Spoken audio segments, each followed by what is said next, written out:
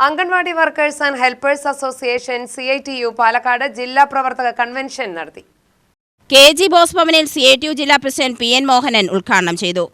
കേരളത്തിലെ ഇടതുപക്ഷ ജനാധിപത്യ മുന്നണി ഗവൺമെന്റിന്റെ നേതൃത്വത്തിലാണ് 1600 രൂപയാക്കിയത് അല്ലേ? 600 രൂപയാക്കിയതും ഇടതുപക്ഷ ജനാധിപത്യ മുന്നണി ഗവൺമെന്റിന്റെ നേതൃത്വത്തിലാണ്. ലക്ഷക്കണക്കിന് രൂപ കുടിശ്ശികയല്ലായിരുന്നു. 18 മാസത്തെ ക്ഷേമ പെൻഷൻ കുടിശ്ശികയായിരുന്നു. 6 ലക്ഷം പേർക്കാണ് അത് ലഭിക്കുന്നത് എങ്കിൽ 64 ലക്ഷം പേർക്ക് ക്ഷേമ പെൻഷൻ ലഭിക്കുന്ന അവസ്ഥയിലേക്ക് കാര്യങ്ങൾ.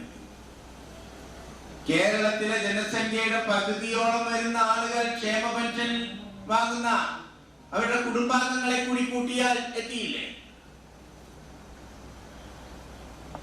മറ്റേതെങ്കിലും ഒരു സംസ്ഥാന ഗവൺമെന്റിന് ഈ രീതിയിൽ ഇടപെടാൻ കഴിഞ്ഞിട്ടുണ്ടോ? അവ പറഞ്ഞു ഞങ്ങളിതപ്പോ 3000 രൂപ ക്ഷേമ പെൻഷൻ ആക്കാൻ വേണ്ടി പോവുകയാണ് ഇല്ലേ? പറഞ്ഞില്ലേ? അത് കൊടുക്കാൻ വേണ്ടി പറയുന്നതല്ല, അത് കൊടുക്കാൻ വേണ്ടി പറയുന്നതല്ല. 3000 ആക്കണോ 4000 ആക്കണോ എന്ന് അതാണ് കാലഘട്ടത്തിലെ സ്ഥിതിവിശേഷത്തിനനുസരിച്ചുകൊണ്ട് ഇടതുപക്ഷ ജനാധിപത്യ മുന്നണി ഗവൺമെന്റ് ആണെങ്കിൽ അത് നടപ്പിലാക്കും. അസോസിയേഷൻ ജില്ലാ പ്രസിഡന്റ് A തങ്കമണി അധ്യക്ഷത വഹിച്ചു. സംസ്ഥാന കമ്മിറ്റി അംഗം C അംബിക, V സരള, ജില്ലാ സെക്രട്ടറി യമുനാദേവി, ഉണ്ണിയമ്മ, K ഷെരീഫ, ഉഷാകുമാരി തുടങ്ങിയവർ പങ്കെടുത്തു. ഇടതുപക്ഷ സ്ഥാനാർത്ഥികളെ വിജയിപ്പിക്കുവാൻ യോഗം തീരുമാനിച്ചു.